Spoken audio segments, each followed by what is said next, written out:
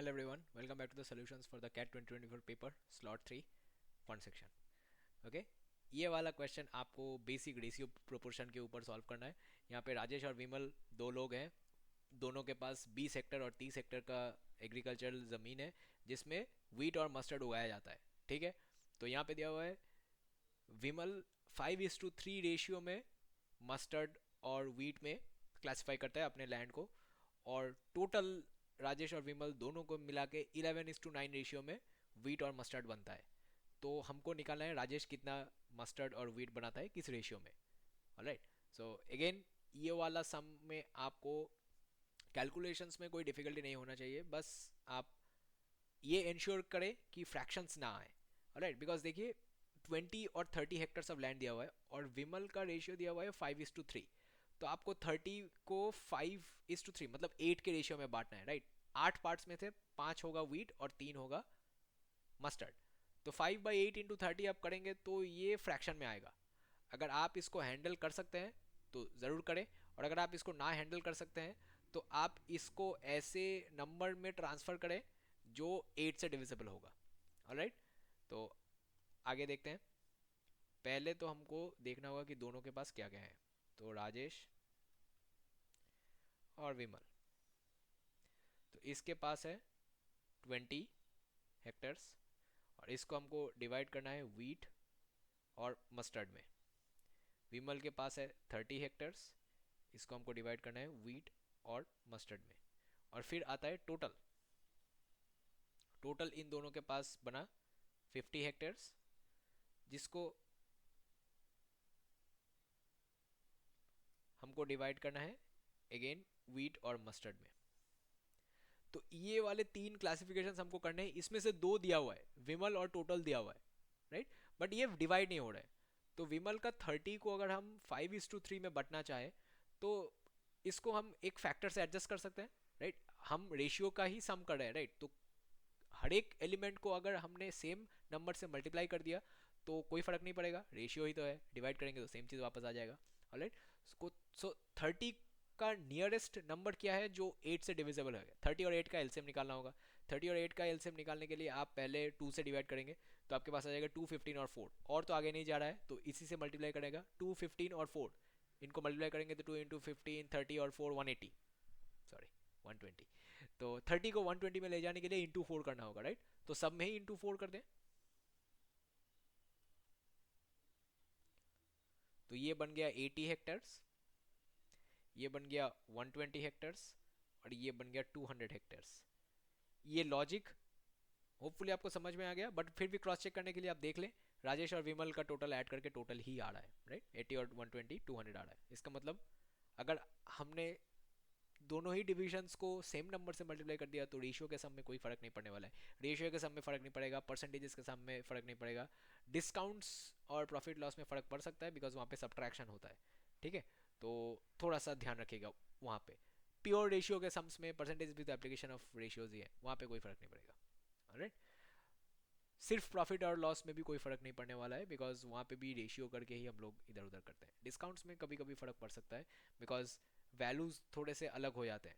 Right, 100 के ऊपर 10% discount और 200 के ऊपर 10% डिस्काउंट अलग होता है। डिस्काउंट परसेंटेज को अगर आपने एडजस्ट नहीं किया तो वहाँ पे गलती हो सकता है। ठीक है, जब वो सम आएगा हम उसके बारे में और डिटेल्स में बात करेंगे, बट यहाँ पे हम लोग 80, 120 और 200 के बेसिस पे काम करेंगे। ऑलराइट, अब देख लें विमल 5:3, राइट, विट और मस्टर्ड। सो 120 को 5:3 में बांटेंगे, मतलब टोटल 8 पीसेस में बटेगा 120। 8 पीसेस में अगर 120 बट गया तो हर एक पीस 15 का बचेगा, और 5 पीसेस का वैल्यू हो जाएगा 75, और ये 3 पीसेस होगा तो 45। टोटल था 11:9। राइट, टोटल 20 पार्ट्स था, एक एक पार्ट फिर 10 पार्ट का बनेगा। तो इसका मतलब टोटल में वीट बनता है 110 हेक्टर और मस्टर्ड बनता है 90 Hector. Right, so again in दोनों को ऐड करके 200 आना चाहिए, इन दोनों को ऐड करके 120 आना चाहिए जो आ रहा है। तो सब्ट्रैक्ट कर लें राजेश कितना वीट उगाता होगा। 110 माइनस 75 तो 25 और 10 35। राइट, जैसे ही 35 हेक्टर आ गया हमको आंसर मिल जाएगा। राइट, आपको आगे करना ही नहीं है। अगेन जैसा मैंने एक प्रीवियस वीडियो में मैंने आपको बताया था कि एक होता है स्कूल वाला टेक्निक, एक होता है आपका स्मार्ट वाला टेक्निक। तो स्मार्ट वाला टेक्निक मतलब ऐसा नहीं कि स्कूल स्मार्ट नहीं होता है स्कूल में आपको हर एक स्टेप दिखाना होता है, बट एग्जाम में आपको ज़्यादा स्टेप्स लिखने नहीं होते। राइट, तो मैं पहले आपको पूरा बता देता हूँ, उसके बाद मैं बता दूंगा शॉर्टकट कैसे है। अब यहाँ पे देखिए 45 और 90, तो यहाँ पे आ गया 45 हेक्टर्स। तो राजेश का रेशियो होगा,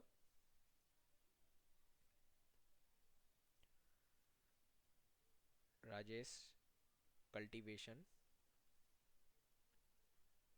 रेशियो, ये बन जाएगा वीट बाई मस्टर्ड, इसका मतलब 35/45 which is equal to 7/9, 7:9, option D.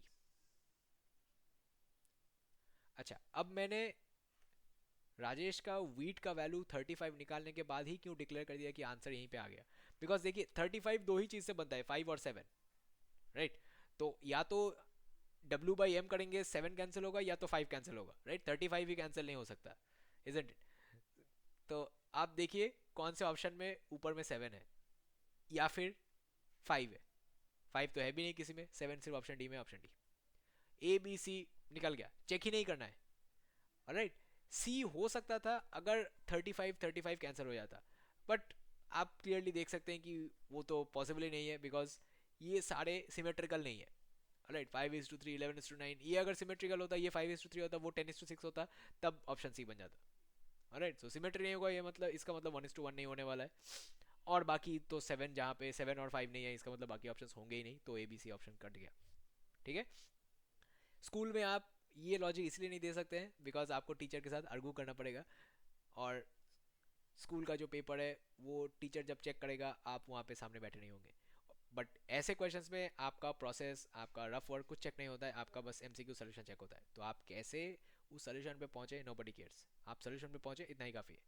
Right, सो इसका आंसर होगा option D, 7:9। Again option D पे मत जाइए, इसका आंसर 7:9 है, बिकॉज ऑप्शन जम्बल्ड अप हो जाते हैं। ओके, सो आप में से जो भी नेक्स्ट एक्सएलआई का प्रिपरेशन कर रहा है, या फिर कोई अगले साल कैट के लिए प्रिपेयर करना चाहता है, अगर आपको कोई भी कोर्स चाहिए, कोई रिफ्रेशर कोर्स चाहिए, कोई डीप डाइव कोर्सेज चाहिए, तो प्लीज़ मेरे फेस मेल के नीचे जो नंबर दिया हुआ है उस पर व्हाट्सएप कीजिएगा, आपको हेल्प मिल जाएगा।